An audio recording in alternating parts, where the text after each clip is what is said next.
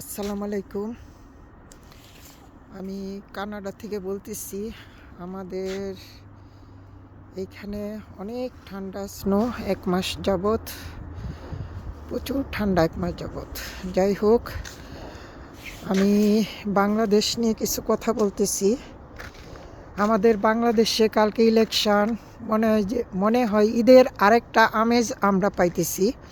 বাংলাদেশে train train reserve করে মানুষ যাইতেছে, তারপর জাহাজ লঞ্চ ভর্তি করে মানুষ যাইতেছে দেশে ইলেকশনের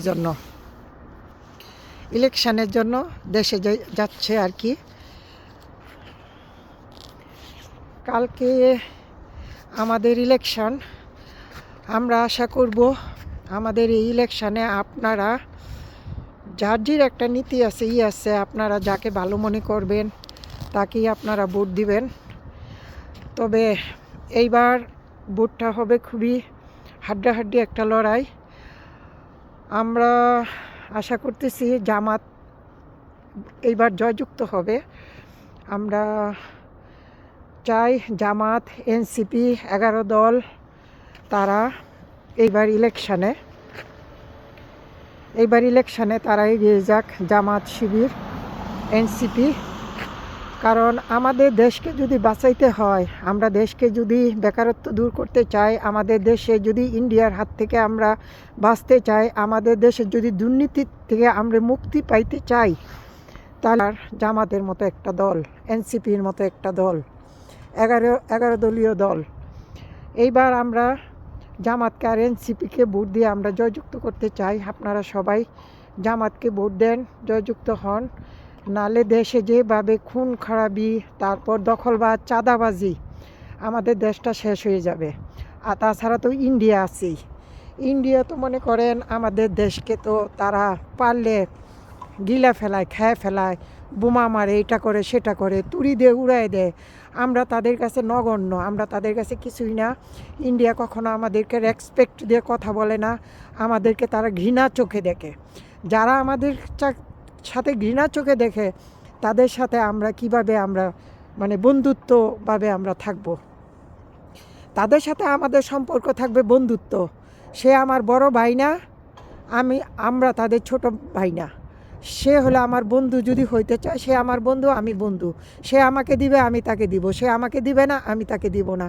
সে আমাকে যদি বলে না, আমিও বলবো না। সে যদি বলে হ্যাঁ, আমি বলবো হ্যাঁ।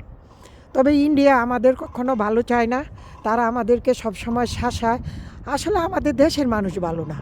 আমরা যদি ইন্ডিয়াকে সাহায্য না করি, ইন্ডিয়ার ক্ষমতা নাই, আমাদেরকে তারা হেনস্থা করে, এইভাবে হুমকির মুখে রাখে। আমার দেশটা কী করে?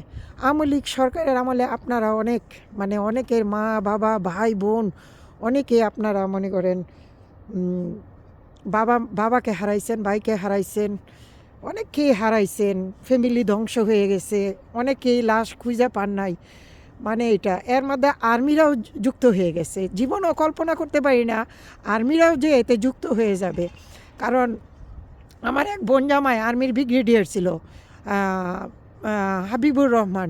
তাকেও সেম পুলিশ ব্ল্যাকমেল করে, ওই যে ডিবি হারুন ব্ল্যাকমেল করিয়া, তারপর অনেক টাকা পয়সা আমার বোন জামাইকে ভয়ভীতি দেখায়া তারা অনেক টাকা পয়সা নিয়ে গেছে। সাথে ওই যে তার পাশে মুজিবুর রহমান, কর্নেল মুজিবর এর সাথে যুক্ত ছিল।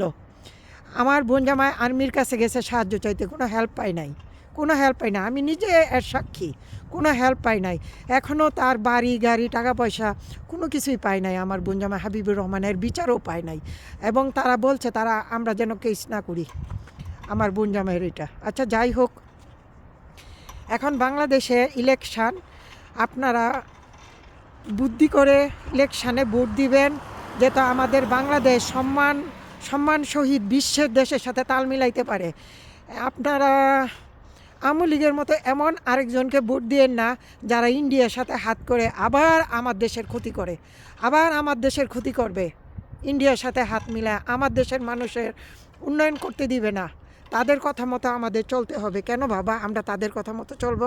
আমাদের কি জ্ঞান বুদ্ধি নাই? আমাদের দেশে কি ব্রেনি মানুষ নাই? আমাদের দেশে কি শিক্ষিত নাই? হ্যাঁ, এই যে আমাদের ডক্টর ইউনূস সাহেব উনি তো 17 মাস ছিল, 17 মাস উনি ছিল। উনি তো মনে করেন এই 17 মাস ইন্ডিয়ার চোখে চোখ রেখে কথা বলছে। কই ইউনূস সাহেবের তো কিছুই শিখতে পারে নাই। ইউনূস সাহেব তো ভয় পায় না। ইউনূস সাহেব তো ভয় পায় না, কারণ আমেরিকা সাপোর্ট দিতেছে ইন্ডিয়াকে, আমেরিকা সাপোর্ট দিতেছে বাংলাদেশকে, ইউনূস সাহেবকে সাপোর্ট দিতেছে আমেরিকা, তারপর অন্যান্য দেশ সাপোর্ট দিতেছে। তাহলে আমরা কেন ইন্ডিয়াকে ভয় পাবো? আমরা তো ইন্ডিয়ার মতো এত ঝগড়াটা রাষ্ট্র না। আমরা তো সবার সাথে, সব প্রতিবেশীর সাথে মিলেমিশে থাকি। ইন্ডিয়া তো তার কোনো বন্ধু রাষ্ট্র নাই। একমাত্র বাংলাদেশের উপরে সে জোর জুলুম করে সে করতো, তার নিজের সিদ্ধি আসল করত।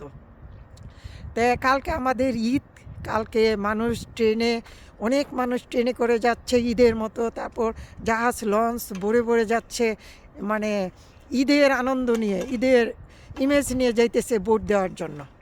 ঠিক আছে, আপনারা সবাই জামাতকে ভোট দেন, ভোট দিয়ে জয়যুক্ত করেন জামাত আর এনসিপিকে। আবার নতুন আরেকটা সুন্দর সরকার গড়ে উঠুক, যে সরকার দিয়ে আমরা মনে করেন দেশের উন্নতি করতে পারবো, ভালো করতে পারবো, আমরা সেই সরকারকেই চাইব।